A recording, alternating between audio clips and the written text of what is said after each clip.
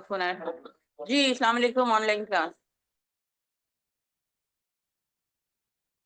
Online students 11:15 end हो जाएगी। Okay, 15 minute early जरा। ओके बॉयज एंड गर्ल्स जी, चैप्टर नंबर 1 से आज हम स्टार्ट कर रहे हैं। इंट्रो की क्लास हमारी हो गई थी। पेपर पैटर्न आई होप कि आप लोगों को समझ में आ गया होगा, और the video that I share with you guys in the download करने के लिए, तो आई होप के सब बच्चे कर चुके होंगे, और जिन्होंने नहीं किया तो प्लीज पेपर को डाउनलोड कर दीजिएगा। कोई डिफिकल्टी आ रही हो तो डू लेट मी नो। मैं दोबारा रिमाइंड करा रही हूँ कि सेलफोन में नहीं कीजिएगा डाउनलोड, सिस्टम में सेलफोन में करेंगे ओपन नहीं होगा, ए और बी आपका डेटा क्रैप्ट हो जाएगा। वो बहुत हैवी फाइल है। Okay, coming to chapter number 1। हमने ब्रीफली इंट्रो में देखा था चैप्टर नंबर 1 के अंदर what we are going to do. उसके पॉइंट्स थे आपके 3 का। ये राइटिंग प्रोसेस का जो चैप्टर है ये होने वाला है। बेसिकली मैं बच्चों को पहले भी मैंने बताया था, मैं अभी दोबारा भी बता दूं कि इस चैप्टर में से रिलेटेड कोई क्वेश्चन पेपर में नहीं आना। राइटिंग प्रोसेस क्या होता है, राइटिंग प्रोसेस के कितने स्टेप्स हैं, एमसीक्यूज में बता दें समथिंग लाइक दैट, या एक नोट लिख दें ना राइटिंग प्रोसेस के पर। कोई भी इस तरह का क्वेश्चन मैंने आप लोगों को सैंपल पेपर में बताया भी नहीं था ना, अगर याद हो सैंपल पेपर, जिन जिन बच्चों ने क्लास पहली अटेंड की है। अच्छा, एक स्टूडेंट ने आज हमें न्यू ज्वाइन किया है जो कि मुझे नजर आ रही है। उसके अलावा कोई आज और new student, kindly raise your hand. Okay, आपने ग्रुप ज्वाइन कर लिया बेटा? अच्छा, आज क्या? ओके, तो फिर अगेन आपको जो अभी मैंने रिसेंटली कल परसों चीजें शेयर की थी बच्चों के साथ वो नहीं मिली होंगी, तो मैं दोबारा से चीजें शेयर कर दूंगी। एंड जो ओल्ड स्टूडेंट्स हैं जिन्होंने आई मीन कि पहले से व्हाट्सएप ग्रुप ज्वाइन किया हुआ है, अगर किसी वजह से डबलिंग हो जाती है ऑफ डॉक्यूमेंट्स, तो ये माइंड में रखा करें कि किसी ना किसी नए स्टूडेंट ने ज्वाइन किया, उसकी वजह से जो है वो डॉक्यूमेंट्स मैं दोबारा से शेयर कर रही हूँ। आपको ये ना लगे कि मैं वही डॉक्यूमेंट बार बार क्यों शेयर कर रही हूँ। ठीक है, तो आप टाइटल पढ़ोगे, उसका फाइल का तो पता चल जाएगा। ओके, ये वही फाइल है जो पहले भी हमने ओपन कर ली थी या पहले भी हमें रिसीव हो गई थी। तो न्यू स्टूडेंट्स की वजह से कभी कभी मैं मैसेज लिख भी देती हूँ साथ में, लेकिन कभी मैं जस्ट जल्दी में होती हूँ तो सिर्फ फाइल शेयर कर देती हूँ। तो कीप दैट इन माइंड कि ने न्यू ज्वाइन किया होगा, तो इस वजह से मैं शेयर करती हूँ। अच्छा, आपके साथ मैं इंट्रो की क्लास बेटा शेयर करूंगी, जो हमारी इंट्रो की हुई थी पीपीटी, उसको आप जरूर गो थ्रू हो जाइएगा। और एक बिजनेस कम्युनिकेशन से रिलेटेड पीडीएफ फाइल होगी, उसको गो थ्रू हो जाना। कोई इशू अगर आए तो डायरेक्टली आप मुझे अपने नाम के साथ और बैच नंबर के साथ मैसेज कर सकते हो व्हाट्सएप के ऊपर। आई डोंट अटेंड, तो आप वॉइस नोट ड्रॉप कर सकते हो या टेक्स्ट मैसेज कर सकते हो कि मिस मैंने ये पढ़ा था या समझ नहीं आया। उसमें पेपर पैटर्न को भी डिस्कस किया हुआ है, तो किसी वजह से पेपर पैटर्न के इनफैक्ट पेपर को स्क्रीनशॉट्स लेके भी मैंने किया हुआ है। तो कोई चीज समझ ना आए तो you are most welcome to contact. Okay, coming back to chapter number 1। इसमें हमने 3 प्रोसेस के स्टेप्स होंगे हमारे, जिसपे हमने बात करनी है, जो कि अब बात वहां से मैं दोबारा से कनेक्ट करती हूँ कि ऐसा इसमें से तो कोई सवाल आना नहीं है पेपर में, तो हम ये प्रोसेस क्यों समझ रहे हैं, या हम ये चैप्टर ही क्यों कर रहे हैं, या आईकैप ने ये चैप्टर ही क्यों इंक्लूड किया हमारे करिकुलम के अंदर। रीजन ये है कि हम हमसे राइटिंग मांग रहे हैं कि नहीं मांग रहे, टाइपिंग के थ्रू हमसे मांग रहे हैं ना, ऐसे राइटिंग एंड लेटर राइटिंग। तो वो ये चाह रहे हैं कि बच्चों को पहले पता हो for the paper and again for the future certain rules हैं या डूज एंड डोंट्स हैं, या कोई प्रोसेस है या प्रोसीजर है जिसको फॉलो कर कर ही राइटिंग करनी चाहिए, ताकि वो writing at the end of the day effective हो। तो वो पेपर के लिए भी वही देखेंगे कि बच्चों ने इस चैप्टर को समझकर इसमें से इंपॉर्टेंट पॉइंट्स को माइंड में रखा है और अपना पेपर और घर में और कॉलेज में तैयारी कर रहे हैं, या उन्होंने जस्ट जैसे ही वो इंटरमीडिएट और मेट्रिक की उन्होंने हमें पीस ऑफ राइटिंग करके दे दी है। इस चैप्टर को इंपॉर्टेंस दी है कि नहीं दी है for the paper and for the future, तो दैट्स द रीजन ये राइटिंग प्रोसेस उन्होंने इंक्लूड किया है। इसके 3 स्टेप्स हैं। नंबर 1 है आपका planning. It's kind of divided into 2, आप समझ लो ए एंड बी में। कि प्लानिंग की अगर हम बात करते हैं, कल हमने बात की थी पीआरसीएम की, कि जब हम प्लान कर रहे हैं कि आज मैंने इनको लेटर लिखना है या इनको ईमेल लिखनी है, बॉस को लिखना है, अब्बू को लिखना है। जो बच्चे यहाँ हॉस्टल में रह रहे हो, आजकल के जमाने में तो फोन कॉल और टेक्स्ट है, समझो कि तो पुराने जमाने में था कि जब फोन नहीं था, अम्मी अब्बू को जो है ना वो पॉकेट मनी बढ़ाने के लिए या हॉस्टल की फीस ज्यादा होगी उसके लिए उनको अगर खत लिखना है, तो फिर ऐसे में कुछ तो प्लान, कोई तो रीजन होगा ना हमारा या ईमेल लिखने का। तो आपकी प्लानिंग के अंदर शामिल होना चाहिए कि what is the purpose, who is the recipient यानी कि रिसीवर, मेरा कंटेंट क्या है और मेरा मीडियम क्या है, जो पीआरसीएम की कल हमने बात की थी इसी वजह से, ताकि यहाँ आपको समझ में आ जाए कि प्लानिंग में इनकी क्या रोल प्ले करती हैं ये। तो जब हम प्लान कर रहे होते हैं अपनी पीस ऑफ राइटिंग, तो ये पीआरसीएम को माइंड में रखना है। मेरा ऑडियो वाला, मेरा रीजन क्या है, कंटेंट एंड मेरा मीडियम क्या होने वाला है, सब कुछ प्लान करेंगे। इल प्लानिंग के साथ या नो प्लानिंग के साथ राइटिंग में गड़बड़ होने के chances okay, specially English language में, क्योंकि हमें होल्ड नहीं होता उसके ऊपर। अच्छा, इसी का पार्ट बी का हिस्सा है प्लानिंग के साथ साथ आइडिएशन करना। यानी कि अब ये सोच तो लिया मेरा रीजन क्या, मैंने ये सोच लिया मेरा रिसीवर कौन है, कंटेंट मेरा, मैंने पॉइंट्स वगैरह अभी बनाने हैं। अब हम बात आते हैं आइडिएशन के ऊपर कि अभी कंटेंट मेरा क्या है, ये क्या लिखना है। मैंने इस बंदे को, अम्मी को खत लिखना है। रीजन ये है कि अम्मी से जो है ना फलानी चीज की इजाजत मांगनी है, फेस टू फेस नहीं मांग सकता। तो अब मैं क्या लिखूंगा उसके अंदर, क्या आइडियाज जनरेट करूंगा मैं उस मकसद के लिए, उस पर्पज के लिए। तो ये आपका प्लानिंग का ही हिस्सा होता है, इसलिए उसको ए और बी में डिवाइड कर दिया है कि ये कंटेंट राइटिंग के अंदर आपकी आइडिएशन आती है कि अब मैंने पॉइंट्स या आउटलाइन बनानी है या कुछ माइंड में ही पॉइंट बनानी है, चलो, कि मैंने कैसे अम्मी को जो हूं ना मुखातिब करूं, कन्विंस करूं, या जिस बंदे को भी आपने जो बात करनी है, तो मैं उनके साथ किस तरह की कम्युनिकेशन करने वाला हूँ।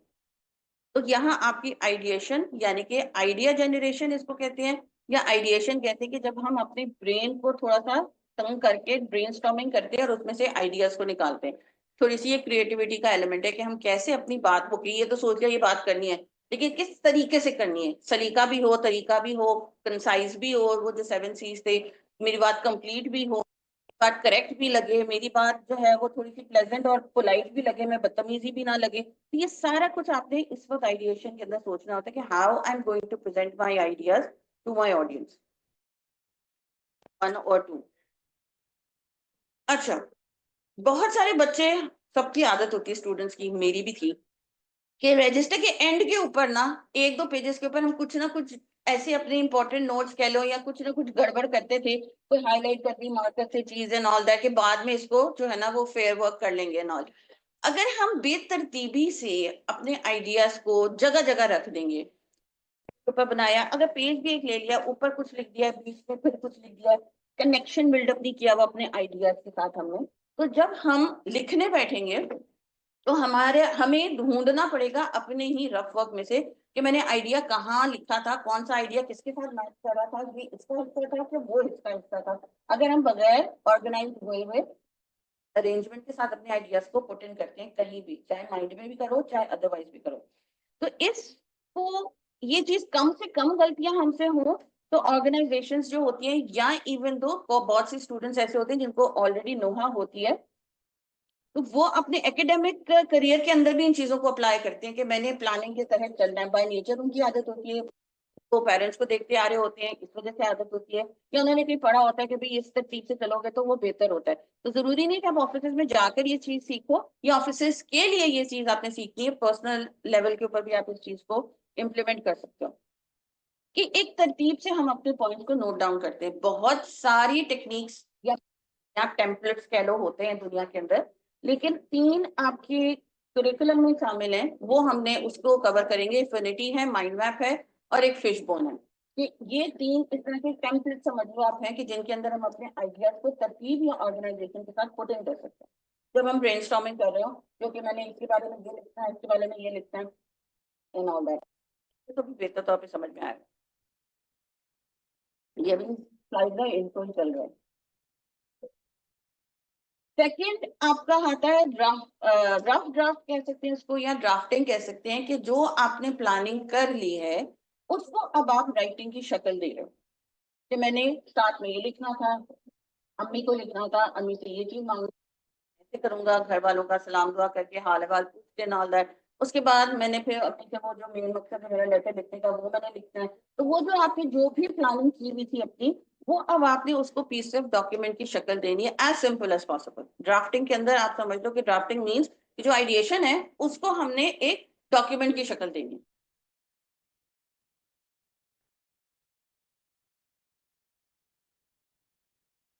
कि मेरे फर्स्ट पैराग्राफ पे क्या आएगा, सेकंड पे क्या आएगा, मैंने आया 2 पैराग्राफ बनाने थे, मेरी प्लानिंग में था 3 बनाने थे, 4 बनाने थे, उस हिसाब से आप बनाओगे। थर्ड आपका स्टेप जो है, जो बेसिक 3 स्टेप्स हैं राइटिंग प्रोसेस के, वो आपका रिव्यू है, कि आप अपने काम को रीचेक करते हो। रिव्यू का मतलब यहाँ है, कभी गूगल के ऊपर आप लोग देखोगे तो प्लानिंग ये वर्ड के बजाय उन्होंने प्री राइटिंग का वर्ड भी यूज किया हुआ है, शायद मैंने अगली स्लाइड में भी यूज किया हुआ है। रिव्यूइंग के बजाय रिवीजन का वर्ड भी यूज हो सकता है। रिव्यू, रिवीजन, रीचेक, ये सारी एक ही चीज है, कि तीसरा स्टेप जो है वो हमारा वही होगा कि हमने अपने लिखे हुए काम को रीचेक करना है before writing the final draft. काटा पीटी जो करनी है, गलतियां निकालनी है, द ग्रामर, ये वो अभी हम आगे देखेंगे रिव्यू में क्या होगा। तो सारा काम हम थर्ड स्टेप में करते हैं। उसके बाद once we are satisfied with the thing, then we make the final draft. इसकी एग्जांपल में अगेन मैंने पहले भी कहा था, किचन से रिलेटेड मेरे पास एग्जांपल्स बड़ी आती हैं। तो एग्जांपल ये है तो ज्यादा समझ में आएगा, और कॉमन सेंस की बात है तो लड़कों को भी आना चाहिए, कि वंस हम कुकिंग कर लेते हैं, वंस वी आर डन, अब पतीली में से डोंगे में निकालने से पहले बोल में यूजुअली मदर डू के they check the spices and all that, और अगर मीठा बनाया तो वो चीनी वगैरह चेक करेंगे। तो वो आपका प्रोसेस जो है ना वो रिव्यू का हो गया, कि before like pouring it into the बोल, वो आपका जो फाइनल ड्राफ्ट जा रहा है कहीं मेहमानों के लिए या घर वालों के लिए, तो उससे पहले आप जो चेकिंग कर रहे हो, अपने काम को रीचेक कर रहे हो, जो ऑलरेडी बना चुके हो, वो चीज है कि आपने प्रेजेंट करने से पहले अपने काम को एक दफा रीचेक करना। और उसके डिफरेंट वो होते हैं, प्रोसेस होते हैं, proofreading and all that. इसकी हम बात कर चुके हैं, I am not going to go more in detail.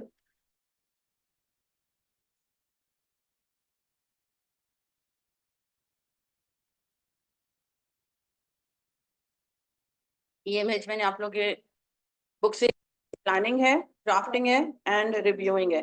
समझो कि एक साइकिल है चलेगी आपकी, इसके बगैर, किसी के भी बगैर आपकी राइटिंग प्रोसेस इफेक्टिव नहीं होगी। इट्स नॉट दैट कि कंप्लीट नहीं होगी, इफेक्टिव नहीं होगी। बगैर प्लानिंग के आप रफ ड्राफ्ट बनाना भी शुरू कर सकते हो, बगैर उसको रीचेक किए हुए किसी को दे भी सकते हो। इट्स नॉट दैट कि ये ना हुए तीनों प्रोसेस तो आपकी पीस ऑफ राइटिंग नहीं होगी। बगैर सोचे समझे बैठना है, और बगैर उस सोचे समझे पॉइंट्स को रीचेक किए बगैर अगर हम किसी को प्रेजेंट करना चाह रहे हैं, by all means you can do that. But इन तीनों प्रोसेसेस के थ्रू, इन स्टेप्स के थ्रू जब आप प्रोसेस से गुजरते हो तो आपकी रिटन कम्युनिकेशन इफेक्टिव होती है। और अगर हमने अपनी कम्युनिकेशन को इफेक्टिव रखना है और बनाना है, जो कि चाहिए हमें बनाना, तो we at least we should keep these 3 basic points in mind of the writing process.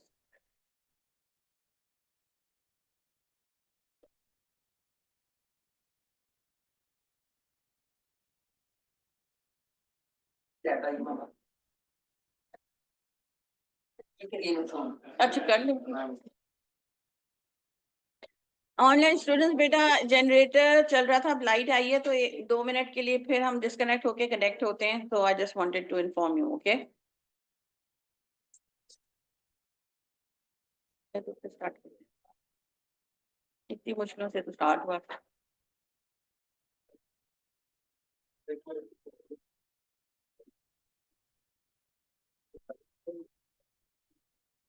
चलिए, ये माइंड में रखना एक पॉइंट, कि ये राइटिंग प्रोसेस की बात हो रही है, not specifically official writing, not specifically academic, not professionally. आप समझो कि ये पर्सनल राइटिंग, ये ओवरऑल जनरलाइज राइटिंग की बात हो रही है, कि किसी भी किस्म की लाइफ में राइटिंग करते हो तो इन चीजों को हमने माइंड में रखना है।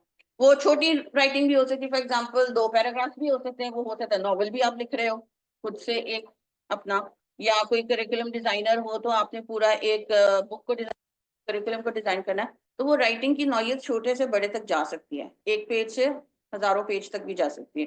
तो चाहे वो एक पेज हो, चाहे वो हजारों पेज हो, आपका प्रोसेस यही रहना चाहिए कि आप पहले चीज को प्लान करोगे, देन रफ ड्राफ्ट करोगे एंड देन फाइनल। जब तक चलो हमारी बननी होती तो हम चलते रहते हैं।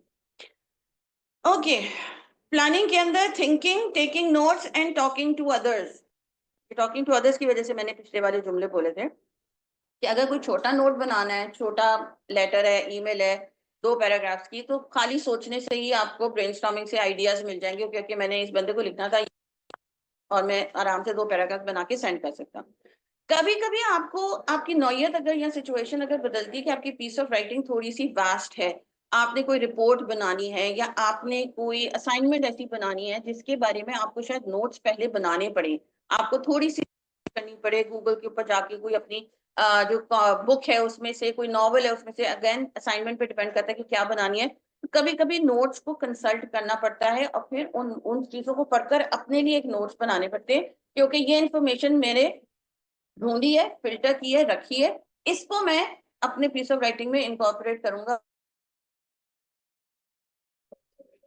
अच्छा जी, से हम बात कर रहे थे कि जब हम राइटिंग प्रोसेस करते हैं, प्लानिंग के अंदर हमने कभी कभी खुद सोचना होता है, कभी नोट्स बनाने होते हैं, कभी लोगों से भी बात करनी पड़ जाती है। अगर आप कोई रिसर्च वर्क आप कर रहे हो, अगेन आप कोई थीसिस लिख रहे हो या कुछ इस तरह का प्रोजेक्ट आप बना रहे हो बड़ा, जिसके ऊपर आपने लोगों से कम्युनिकेट करके, लिटरली कभी कभी फेस टू फेस या जूम के ऊपर इन्फो लेकर ये सारा कुछ करके फिर आपने उसको एक रिटन डॉक्यूमेंट की शक्ल देनी होती है, तो वो आपकी सिचुएशन पे डिपेंड करेगा कि हमने राइटिंग प्रोसेस के अंदर, प्लानिंग के अंदर क्या क्या रखना है। तभी वो का जरूरी होता है कि मेरा कंटेंट क्या होएगा, कि कंटेंट में मेरा पर्पस क्या है, रिसीवर कौन से होंगे, और कंटेंट में मैंने खुद ही इंफॉर्मेशन जनरेट कर लेनी है या दिन रात काम करके खुद ही कर लूंगा, टीम मेंबर के साथ करना है, या मुझे जाके फील्ड वर्क और लोगों से बातचीत करनी है। ये सारा कुछ डिपेंड करेगा आपकी उस सिचुएशन के ऊपर जिसके ऊपर आपने वो पीस ऑफ डॉक्यूमेंट बनाना है।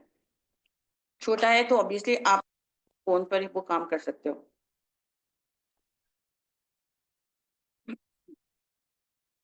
फिर प्लानिंग में आपके ब्रेनस्टॉर्मिंग है, जिसमें माइंड को थोड़ा सा तंग करके हमने आइडिएशन करनी है, आउटलाइन बनानी है, इंफॉर्मेशन को गैदर करना है, कभी कभी इधर उधर से इंफॉर्मेशन लेनी पड़ती है।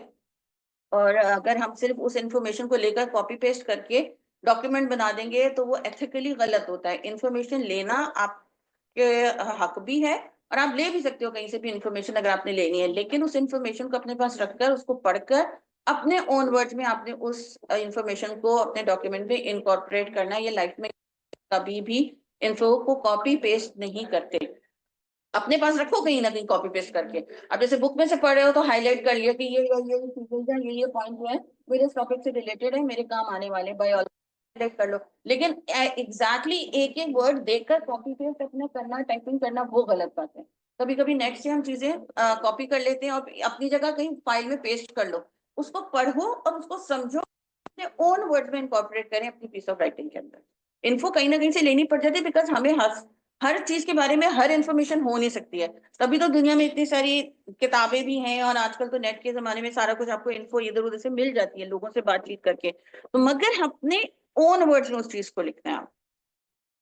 कभी कभी लोगों का इंटरव्यू करना पड़ जाता है, जैसे मैंने बात की, रिसर्च करनी पड़ जाती है, खुद से लाइब्रेरी जाकर लोगों से बात, तो वो आपका डिपेंड करेगा कि किस नौयत की आप पीस ऑफ राइटिंग कर रहे हो। तो लिमिटेड भी हो सकती है कि सिर्फ खुद ही समझा, खुद ही सोचा, बस इतना सा ये 2 पैराग्राफ लिखने थे, तो वो खुद भी लिख लिया। और कभी थोड़ा सा वास्ट अगर आपकी पीस ऑफ राइटिंग है तो you need to talk to people, and even कभी कभी तो शहरों से भी बाहर जाना पड़ जाता है अगर आपकी अगेन वो जॉब की डिस्क्रिप्शन कुछ इस तरह की है। तो ट्रैवल गाइड अगर आप हो, तो वो ट्रैवल गाइड के लिए तो आपने मुल्क से बाहर भी तो जाना पड़ेगा ना, तो वो इन लोगों से बातचीत करना है, इन्फो और ये तो वो सारा फिर एक डॉक्यूमेंट आप बनाते हो ट्रैवल गाइड की। तो अगेन सिचुएशन, प्रोफेशन के ऊपर डिपेंड करेगा।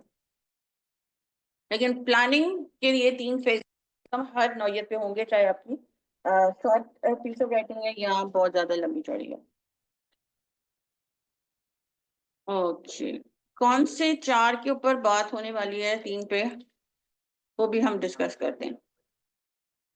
ब्रेनस्टॉर्मिंग का क्या मतलब होता है, कि अपने माइंड को थोड़ा सा हिलाना जुलाना, कि पहले से इस बारे में मेरे पास क्या इंफॉर्मेशन है, कभी कहीं पढ़ा था, कोई बुक पढ़ी हुई है, कोई किसी से मैं पूछ सकता हूँ, या मेरे पास सफिशिएंट आइडियाज खुद ही हैं जो मैंने इस टॉपिक के ऊपर कोई जो है ना वो पीस ऑफ डॉक्यूमेंट बनाना है, या मैंने प्रॉब्लम को सॉल्व करना है, कोई क्रिएटिविटी दिखानी है, तो कोई इनोवेशन के ऊपर बात करनी है, या अगेन मुझे पता होना चाहिए मेरा पर्पस क्या है, उस हिसाब से फिर आपके माइंड में आइडियाज आएंगे। जब आप ब्रेनस्टॉर्मिंग खुद कर रहे हो या एक मीटिंग के दौरान आप टीम लीडर हो और बाकी सारे लोग आपके सामने बैठे हुए ब्रेनस्टॉर्मिंग करने के लिए, तो ब्रेनस्टॉर्मिंग करने के लिए लिमिट नहीं लगाते आइडियाज आने के लिए। whoever wants to give any number of ideas, वो उनकी तरफ से आइडियाज को आ लेने दो। अपने आप को भी खुद ही बैठे हो, नहीं में भी काम करे। अभी जैसे मैं आप लोगों को ऐसे लिख दूं, कहने को लिख दूं, तो आप लोग ऐसे के ऊपर जब पॉइंट्स बनाओगे तो वो खुद से ही बना रहे हो ना, तो आपको मैं टाइम लिमिट दे दूंगी या आप खुद अपने आप को टाइम लिमिट दे दो कि 5 मिनट है या 10 मिनट है, उसमें जितने आइडियाज आ रहे हैं वो लिख लो। उसके बाद फिर फिल्टर करेंगे कि कौन सी आइडियाज अच्छे हैं, कौन सी आइडियाज अच्छे नहीं है। तो हम टाइम लिमिट लगाते हैं ऊपर कि टाइम हमारे पास इतना है जितने में हमने ब्रेनस्टॉर्मिंग करनी है, लेकिन उस टाइम के अंदर मेरे पास 2 आइडियाज आ रहे हैं या मेरे पास 1000 आइडियाज आ रहे हैं, उसको लिमिट नहीं लगाती। तो ये आपकी एक फ्री थिंकिंग एनवायरनमेंट होती है एज अ टीम लीडर। जब खुद भी ऐसे बनो या टीम लीडर के अंडर अगर काम भी करे हो, तो जो अच्छे टीम लीडर्स होते हैं वो एक काइंड ऑफ फ्री थिंकिंग देते हैं। उनको पता होता है कि अच्छे आइडियाज भी यहाँ से आ सकते हैं, अजीब से आइडियाज भी यहाँ से आ सकते हैं, तो मुझे उसको डाइजेस्ट करना है, क्योंकि मुझे ये पता है कि ब्रेनस्टॉर्मिंग के अंदर अच्छे बुरे आइडियाज आते रहते हैं। तनकीद उस वक्त नहीं करनी कि ये कैसा आइडिया दे दिया, ये तो टॉपिक से मिलता जुलता नहीं है। तो जब आप वेयर यू शन दी अदर पर्सन और स्टॉप दी अदर पर्सन, तो उनकी थिंकिंग प्रोसेस रुक जाती है एक, और साइकोलॉजिकली वो बंदा कहेगा कि ओके मेरे तरफ से तो अगर सर को आइडिया, मिस को आइडिया या बॉस को आइडिया अच्छे नहीं लग रहे या कलीग को भी अच्छे नहीं लग रहे फॉर दैट मैटर, एक ही लेवल पे भी, मैं आइडियाज ही नहीं देता। एक आ रहा था मेरे माइंड में या दो आ रहे थे, आई वोंट, बिकॉज जो मैं बोल रहा हूँ उनको अच्छा नहीं लग रहा। तो ऐसी सिचुएशन में जो रिसीवर होता है उसको चाहिए कि वो आइडियाज को आ लेने दे जैसे भी हैं, बाद में हम उसको फिल्टर करते हैं, डिलीट करते हैं। फ्री एनवायरनमेंट होनी चाहिए, आपको देनी चाहिए, फ्री हैंड देना चाहिए कि ओके जो मर्जी है बोल लो। अगेन अब्यूजिव लैंग्वेज नहीं, आइडियाज जैसे मर्जी भी हो, अच्छे या बुरे।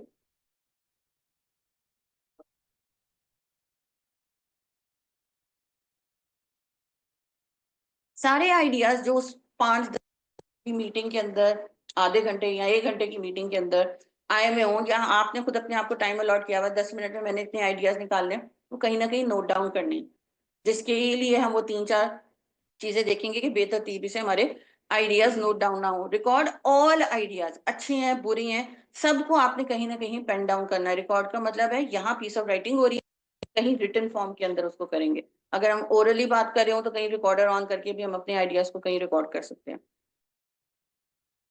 आपने इधर फिल्टर नहीं करना, जजमेंटल नहीं होना। अगला बंदे ने ना अगर बैठे वो तो ये क्या आइडिया बोल दिया, अब अगर आप किसी से डिस्कस भी करो तो ये कहेंगे नहीं नहीं ये बॉस को बुरा लग जाएगा, ये ना बोलना अजीब सा है।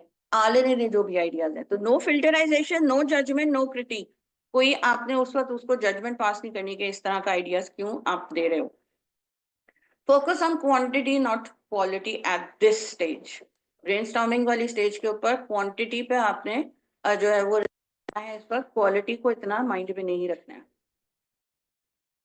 सेट अ टाइम पीरियड, जैसे मैंने आपको कहा था कि आपकी ड्यूरेशन को टाइम लिमिट कर दो कि 10-15-20 मिनट, 1 घंटा, 2 घंटे या 2 दिन है फॉर दैट मैटर। टीम बैठ के ब्रेनस्टॉर्मिंग कर लो, उसके बाद मुझे आके बताओ, बॉस कहेंगे। उस दिनों को, घंटों को, मिनटों को आप टाइम लिमिट कर सकते हो, लेकिन उसके अंदर आप या टीम मेंबर्स या जूनियर्स और सीनियर्स कितने आइडियाज लेके आ रहे हैं उसकी कोई कैद नहीं होती ब्रेनस्टॉर्मिंग वाले स्टेप पर। Improve ideas once all ideas are recorded. इस वक्त हम फिल्टर करेंगे जब हमारी टाइम लिमिट खत्म हो गई है।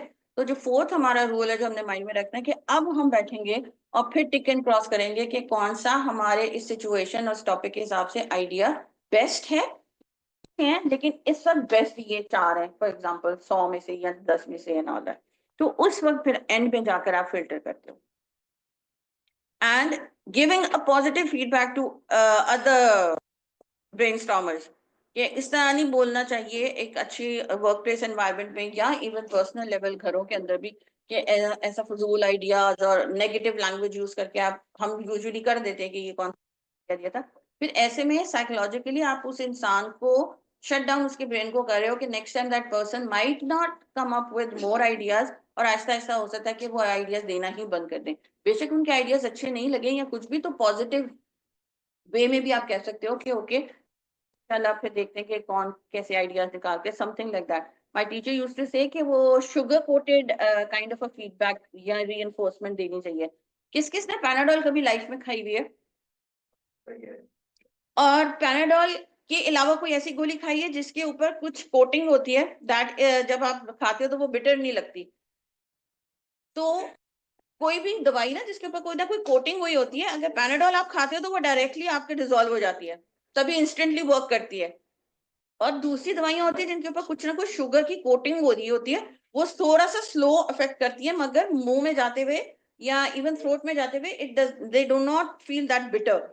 तो sugar coated kind of feedback जब आप देते हो, आप भी दे दिया और अगले बंदे को नेगेटिव भी नहीं लगा और तल्ख भी नहीं लगा, रादर देन डायरेक्ट हिट भी नहीं लगी और आप शुगर कोटेड काइंड ऑफ उसको फीडबैक दे रहे हो। तो ये माय टीचर यूज्ड टू से एक थीम बड़ी अच्छी कि शुगर कोटेड जो है ना, रीइंफोर्समेंट बेशक दो, मगर रीइंफोर्समेंट या फीडबैक या रिस्पॉन्स देना जरूरी होता है। ये नहीं है कि अगर कोई चीज उनकी अच्छी नहीं लगी है तो आप उनको बिल्कुल ही इग्नोर कर दो और अगला बंदा ये सोचता रहे कि मतलब इतना बुरा आइडिया था मेरा या इतनी बुरी बात मैंने कर दी थी कि किसी किस्म का फीडबैक ही मैं डिजर्व नहीं करता था। ऐसा नहीं होना चाहिए। कभी कभी हो जाता है लाइफ में, हमारी नेचर में ये चीज नहीं, आदत नहीं होनी चाहिए कि हम हर दफा ऐसा करें। Okay, why do you guys think idea generation ideation can be important or is important for any business? सोच विचार करना क्यों जरूरी है?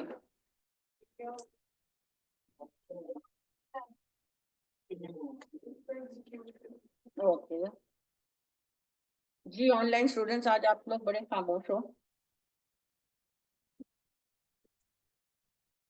इम्प्रूव कर सकते हो किसी चीज को, कोई नया इनोवेशन लेके आ सकते हो। ऑलरेडी कोई चीज है उसके अंदर कोई न्यू चीज ऐड कर सकते हो, इनोवेट कर सकते हो उसको, कोई चीज नई क्रिएट कर सकते हैं। इस वजह से हमें कोई चीज प्रॉब्लम है उसका सोल्यूशन निकाल सकते हो, कोई रिकमेंडेशन देनी है, ऐसी सिचुएशन आ रही है। तो बड़े मल्टीपल रीजन होते हैं कि जिसकी वजह से ब्रेन या आइडिएशन जो है वो बिजनेस में इंपॉर्टेंस रखती है। ऑल्दो पर्सनल लाइफ में भी रखती है, लेकिन हम बात इसको बिजनेस राइटिंग की करें तो we are going to take the business importance to the business. अच्छा, कौन सी 3 टेक्निक्स हैं या टेम्पलेट्स आई वुड से कि आईकैप की बुक में है? माइंड मैप है, एफिनिटी डायग्राम है और फिश बोन है। इन 3 पर उन्होंने फोकस किया हुआ है। आई एम अज्यूमिंग परहैप्स कि these are the most common ones, इस वजह से उन्होंने दिया, या सीए की फॉर्म्स के अंदर ये काम में आती होंगी इस वजह से उन्होंने दिया। तो एनी हाउ हमें इनको इंपॉर्टेंस देनी है क्योंकि आईकैप की बुक में है।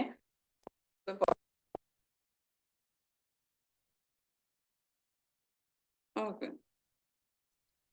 ये तो कलर कुछ अजीब से हो जाते हैं। अच्छा, what do you see other than the difference of the colours, कि एक आपका इधर ब्लू आ रहा है और एक येलो आ रहा है, क्या और डिफरेंस लग रहा है इन पेपर्स के ऊपर, स्पेशली न्यू स्टूडेंट्स ज्वाइनिंग है?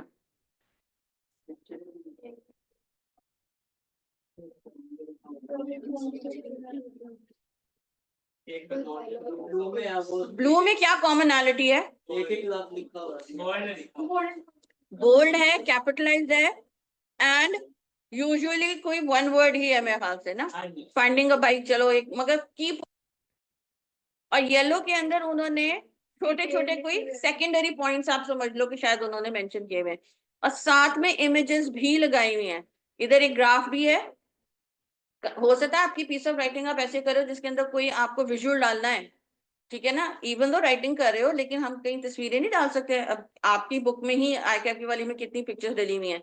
तो अगर हमने अपने ये प्लानिंग करते हुए ये सोचा है कि मैंने पीस ऑफ राइटिंग में अपने इस तरह का कोई ग्राफ या पाई चार्ट डालना है, या कोई मैंने पिक्चर या कोई अदर विजुअल डालना है, तो वो भी हमारी प्लानिंग का हिस्सा होते हैं, और वो भी कहीं हम उनको साइड में रखते हैं। इस तरह अगर हम थोड़ा सा चीज को ऑर्गेनाइज करके रखते हैं, थोड़ा सा ऑर्गेनाइज, तो इंफॉर्मेशन रिट्रीव करना या लेना दोबारा से मुश्किल नहीं होता।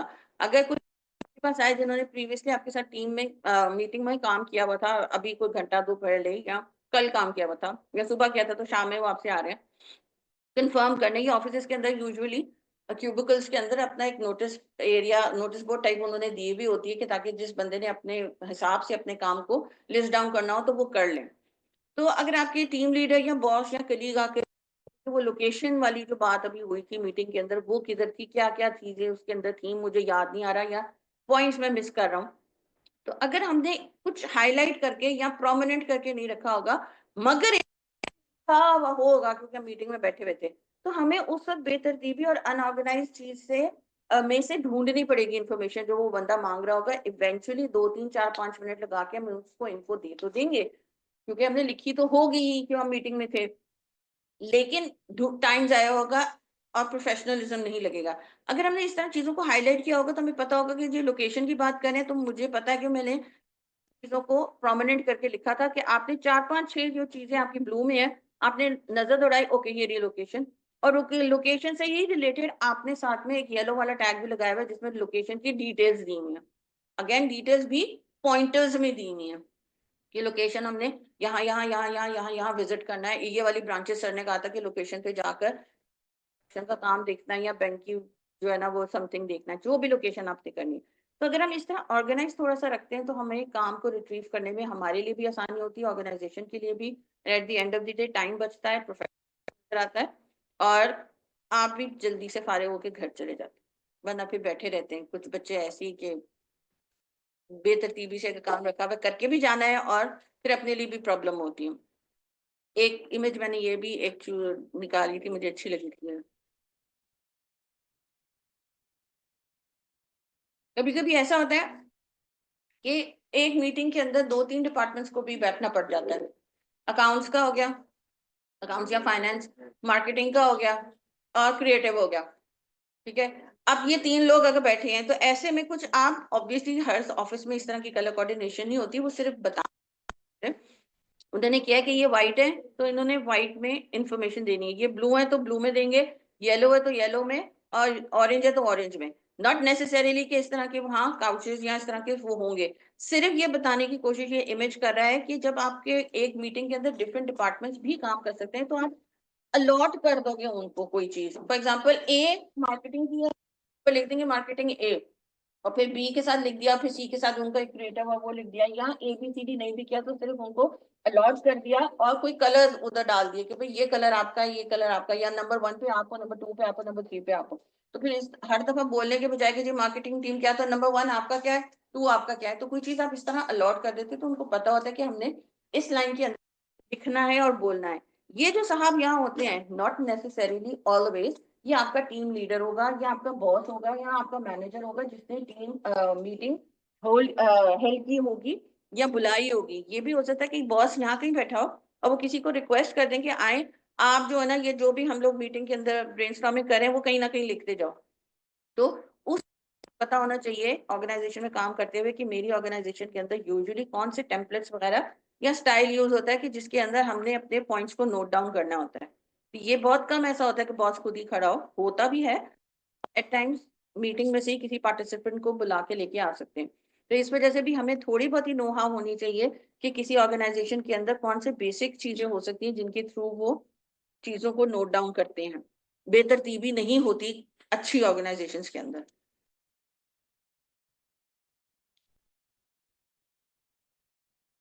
ओके, ये एक सिचुएशन आपकी बुक में से ही मैंने ली है, इसको जरा काइंडली। ऑनलाइन स्टूडेंट्स आप लोग क्यों खामोश हो? आपको पता है आपकी खामोशी मुझे मिनी हार्ट अटैक दे रही थी। आवाज आ रही है?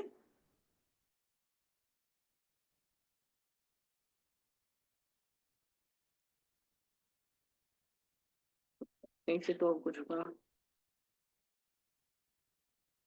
Sunaina Babar, new joinee Sunaina.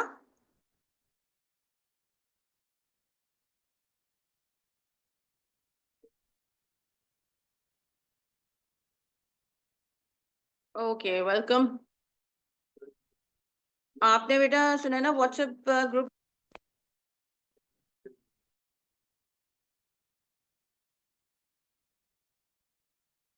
2 3 files में शेयर करूंगी तो उनको over the weekend go through हो जाइएगा।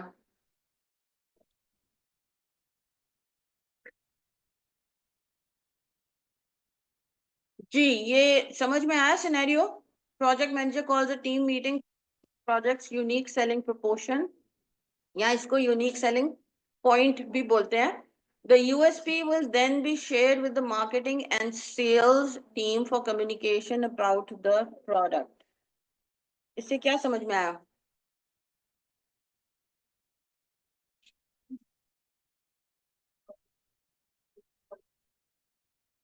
आवाज ही नहीं आ रही, किधर से आवाज आ रही पहले ये तो बताओ। हाँ जी, पहले से तो थोड़ा ऑडिबल होने की भी कोशिश करनी है। हाँ, सारों को तो आवाज है, बताएं।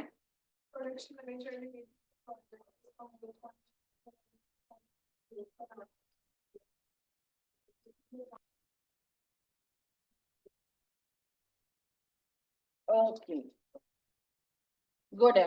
जब प्रोजेक्ट मैनेजर या प्रोडक्ट मैनेजर है, रादर नॉट प्रोजेक्ट मैनेजर, कि वो प्रोडक्ट एक उनका कंपनी ने बनाया है नया, तो अब वो डिस्कस करना है कि उसमें ऐसा क्या यूनिक सेलिंग पॉइंट है।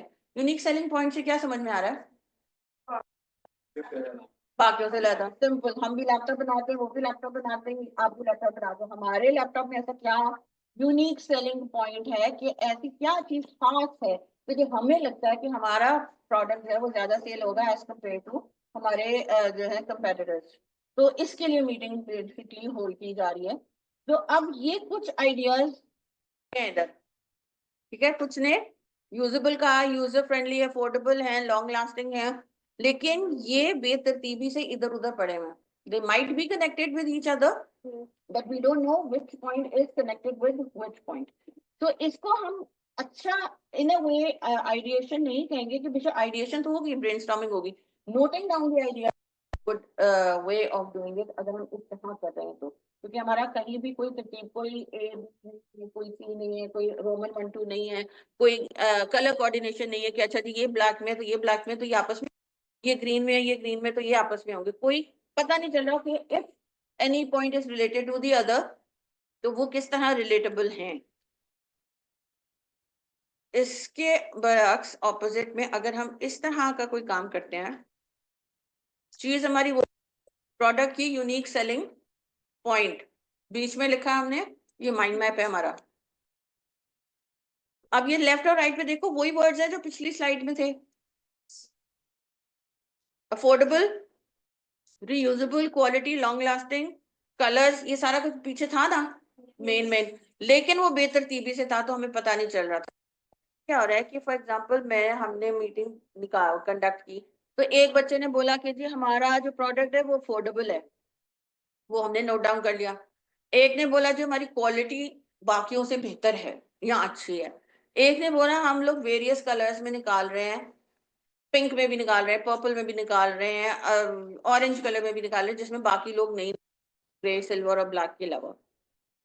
अच्छा, अब ये तो हमने पॉइंट्स नोट डाउन कर लिए। जब हम पॉइंट्स नोट डाउन कर रहे होते हैं तो किसी के भी माइंड में आ सकता है ये सवाल, या टीम लीडर के माइंड में भी आ सकता है, या जिसने आइडिया दिया होता है वो खुद भी ये बोल सकता है कि जी अफोर्डेबल तो हमने कहा है, तो क्यों अफोर्डेबल है ये, मतलब आपको क्यों लग रहा है कि ये अफोर्डेबल है। हम इस अफोर्डेबिलिटी क्राइटेरिया को या इस बात को मार्केट में लोगों तक कैसे बेचेंगे। होता है ना, एक तो प्रोडक्ट बेचना होता है ना, एक अपने आइडियाज भी तो बेचने होते हैं कि हमने कह दिया अफोर्डेबल है, अगला बंदा मान ले कि अफोर्डेबल है। तो अफोर्डेबल क्यों है, अब आइडिया तो बहुत अच्छा है, तो अगला बंदा कहेगा जी अफोर्डेबल इस वजह से कि हमारा जो प्रोडक्ट है वो रीयूजेबल है, बाकियों के दफा यूज होकर डिस्पोज ऑफ हो जाएंगे, हमारा जो प्रोडक्ट है उसको हम बार बार यूज कर सकते हैं, तो इस वजह से अफोर्डेबल है, वो बार बार लेने की जरूरत नहीं पड़ेगी, पैसे कम खर्च होंगे। कोई ये कह सकता है कि जी मिडिल क्लास के जो सेगमेंट है, जो यू नो बिलो एवरेज जो क्लास है, वो भी जो है वो इसको अफोर्ड कर सकती है, इस वजह से हमने प्राइस टैग ऐसा रखा हुआ है इसका कि वो लोगों तक भी इसकी पहुंच होगी, जो हम यूजुअली उर्दू में भी एक जुमला बोलते हैं। तो इस तरह अगर आप अफोर्डेबिलिटी से रिलेटेड कोई और पॉइंट निकल रहा है तो आप वो अफोर्डेबिलिटी के साथ ही उसकी ब्रांच आउट करोगे। अगर आप क्वालिटी के साथ अफोर्डेबिलिटी को डाल दोगे तो वो गलत हो जाएगा। अफोर्डेबिलिटी अलग है, क्वालिटी अलग है। क्वालिटी के आगे आपने वर्ड लिखना कि जी, अब मैंने पूछा आप कह रहे हो कि क्यों अच्छी है, उनकी क्वालिटी में ऐसी क्या खराब बात है या कम अच्छी है, तो अगला बंदा कह सकते हैं हमारी क्वालिटी जो है वो इस वजह से हम कह रहे हैं कि अच्छी है कि हमारी जो भी प्रोडक्ट है वो लॉन्ग देर तक चलता है, बहुत देर बाद खराब होगा। आगे इसकी ये भी हम एक ब्रांड डाल सकते हैं कि जी क्वालिटी की हम वारंटी दे रहे हैं, ठीक है, 10 साल की, 5 साल की, एक पॉइंट इसका भी बन सकता है, तो वो भी क्वालिटी के आगे ही आ जाएगा कि क्वालिटी हमारी इतनी अच्छी है कि एक तो वो लॉन्ग लास्टिंग है, दूसरा ये कि हम कॉन्फिडेंट है about our quality that we can even give the warranty of 5 to 10 years। तो जो बात जिससे रिलेटेड है उसके आगे आप करते रहो। ये सारी बातें प्रोडक्ट की यूएसपी से रिलेटेड हैं कि नहीं, तो इसी वजह से पहला वाला जो हमारा निकला यूएसपी से ही निकला है, मेन वाले उससे बॉडी से ही निकाला है हमने क्वालिटी, और यूएसपी से ही निकाला है हमने वेरियस कलर्स, इसी से निकाला है हमने अफोर्डेबिलिटी। अब इन अफोर्डेबिलिटी से इसके चीजें लिखनी है वो हम रिलेटेड टू अफोर्डेबिलिटी है तो हम उससे आगे ही लिखेंगे, यहाँ एक नया ब्रांच नहीं बना देंगे यूजेबल का। ठीक है, you have to keep that in mind कि जब इस तरह की कोई मीटिंग कंडक्ट हो रही हो और यहाँ आपने एक पहला लिख दिया है, किसी ने अफोर्डेबिलिटी का है, अगले बंदे ने 2 मिनट बाद या उसी वक्त या 5 मिनट बाद पूछा कि हाँ बेटा आपने बोला था 5 मिनट पहले कि अफोर्डेबल है, तो क्या जैसे ही वो मेन पॉइंट की बात हो रही है उसी मेन पॉइंट के आगे हमने एक लाइन डालकर उसके बाद ब्रांच आउट करना है। हम नया ब्रांच यहाँ नहीं बनाएंगे क्योंकि ये वाली जो नई बात जो बात पॉइंट अफोर्डेबिलिटी से रिलेटेड है या कलर से रिलेटेड है या हमारी जो है वो लाइफ लॉन्ग कितना है उससे रिलेटेड है, तो जिस बात से जो बात रिलेटेबल होगी उसके ही आगे हम इसको ब्रांच आउट करते रहेंगे, ये समझना बहुत ज्यादा जरूरी है। वरना वो बचपन में जो नहीं वो चांद बनाते थे हम, वो इस तरह का ही बनता चला जाएगा, एक वक्त आएगा वो सर्कल के अंदर लाइन डालने की जगह नहीं बचेगी ना, फिर किधर डालोगे, तो वो ब्रांच आउट करना है इसको। बेसिकली आप समझ जो शाखाएं और ब्रांचेस होती हैं, टहनियां और शाखों में फर्क होता है ना, टहनियां बड़ी होती है कि शाख, ये तो मुझे भी नहीं पता वैसे उर्दू में कि टहनियां बड़ी होती हैं कि शाख। ब्रांचेस और स्टेम्स होती है ना, तो ब्रांचेस बड़ी होती है उसमें से स्टेम्स निकलते हैं, तो आप समझो कि ये जो हमारी ब्रांच है और इसके आगे ये स्टेम्स निकल रहे हैं। अब एक दूसरा क्या था, टहनी, टहनी इज गोइंग टू बी छोटा वैसे माइंड में मेरे आ रहा है। तो इस तरह हमने ब्रांच आउट इन चीजों को करना है। Mind map is a diagram that connects information around a central point, एक मेन पॉइंट के इर्द गिर्द आपका माइंड मैप घूमता है। जब हमने किसी एक बात को लेकर मीटिंग कंडक्ट करनी हो, सोच विचार करना है, ब्रेनस्टॉर्मिंग करनी है और अपने आइडियाज को ऑर्गेनाइज भी रखना है, हम माइंड मैप का इस्तेमाल करते हैं एक मेन आइडिया के लिए। जब हमने मल्टीपल करने होते हैं तो उसके लिए दूसरा डायग्राम है, अभी हम आगे जाके बात करेंगे। Thoughts branch out in different directions from single idea. ये एमसीक्यूज में भी आएंगे यहाँ के टेस्ट में। जैसे for example there is a single idea in the middle of mind map, true और फॉल्स, तो ये पता होना चाहिए। और कभी कभी मैं एज इट इज उठाकर यही क्वेश्चन में डाल देती हूँ, कभी कभी ये वाले वर्ड्स नहीं होते, इंफॉर्मेशन यही होती है, तो थोड़ा सा कॉमन सेंस भी यूज करने की जरूरत होगी। Each branch has to carry a single idea, एक ब्रांच में एक ही आइडिया, और फिर सेकेंडरी ब्रांचेस हम बनाते जाएंगे। इधर तक क्लियर? ऑनलाइन स्टूडेंट्स भी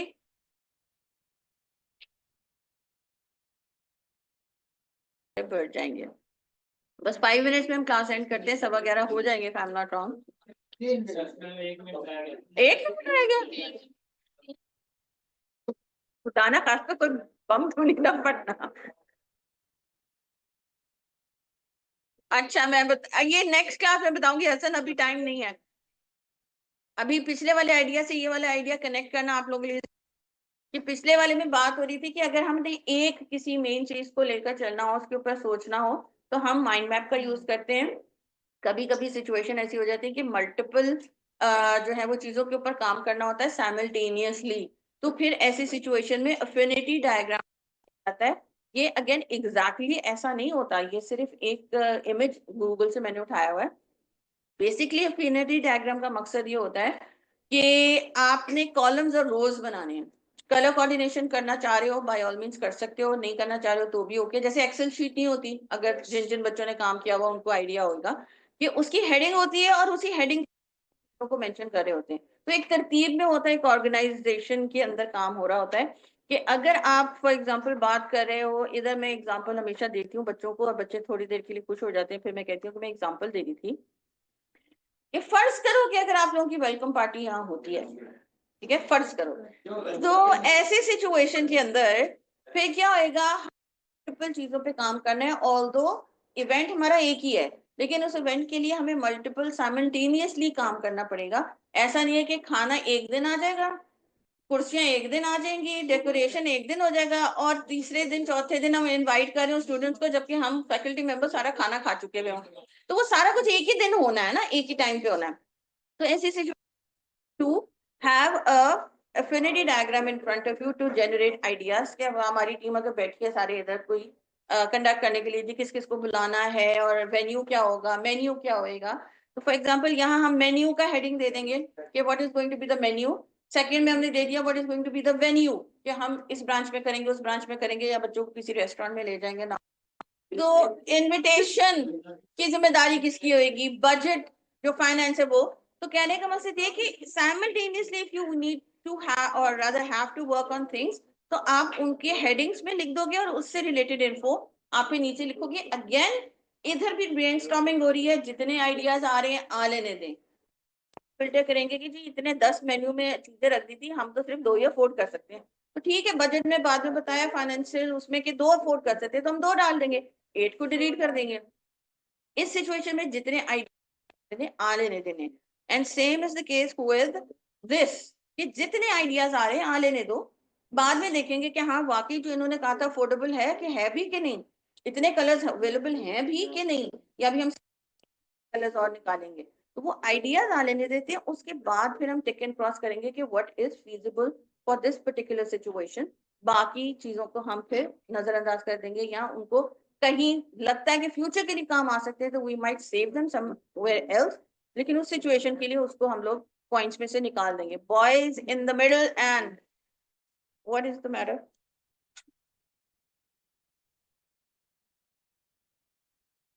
कोई चीज क्लियर नहीं हो रही है तो यू कैन आस्क।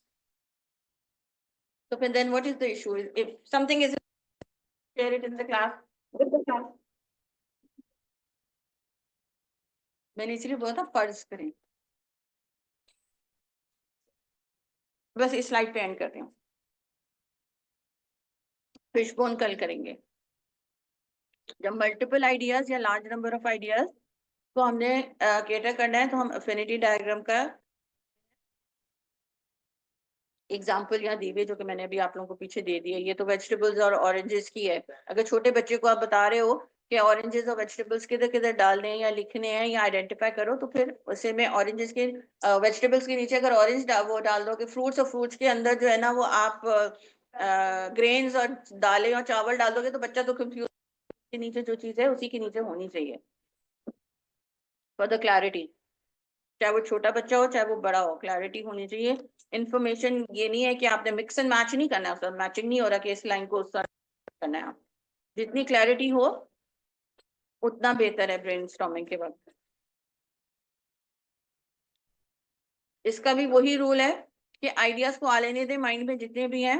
इसमें अभी हमने मेडलिंग नहीं करनी, यानी कि अपना भी जो सोच है उसको थोड़ी सी स्टॉप नहीं करना, क्योंकि मैं ये बोलूँ ना बोलूँ, सर को कहूँ ना कहूँ, या टीचर को बोलूँ ना बोलूँ, जो भी है आ लेने दें। Keeping similar ideas together in a header. जो हेडिंग है उसी के नीचे आइडियाज होने चाहिए, लेफ्ट राइट वाले ब्लॉक्स के अंदर या कॉलम्स के अंदर आइडियाज नहीं जाने चाहिए, वरना फिर मकसद बहुत हो जाएगा। Okay, we'll end this here. ये वाली स्लाइड हम कल करेंगे, स्लाइड 16। आज के हवाले से कोई question? And specially new students, I give them 5 minutes. अगर आप लोगों ने ब्रेक पे जाना है, बाकी बच्चों ने तो आप लोग जा सकते हो जब तक सर आ रहे हैं। नए स्टूडेंट्स कोई क्वेश्चन? आप भी इंक्लूडेड।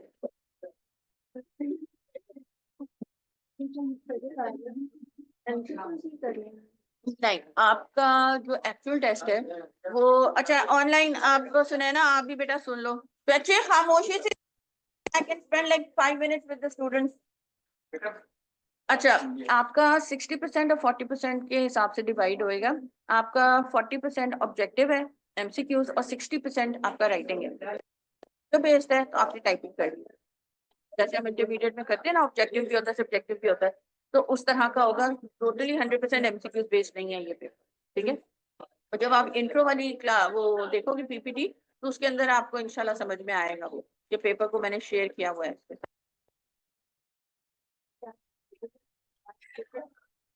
मेंशन है। और फिर भी कोई चीज समझ नहीं आए तो by all means you can ask. Voice note share कर देना, कोई मसला नहीं है।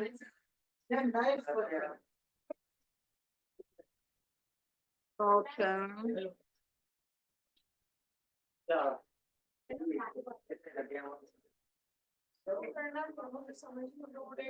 हसन जी, असाइनमेंट बच्चे आज ऐसा कुछ नहीं है। Once we are done with chapter number बाद आप लोगों की असाइनमेंट स्टार्ट होंगी and will be done by tomorrow. परसों से समझो कि आप लोगों की असाइनमेंट स्टार्ट हो जाएंगी। वीकेंड के लिए एग्जाम दे दूंगी मैं, फिक्र नहीं करो।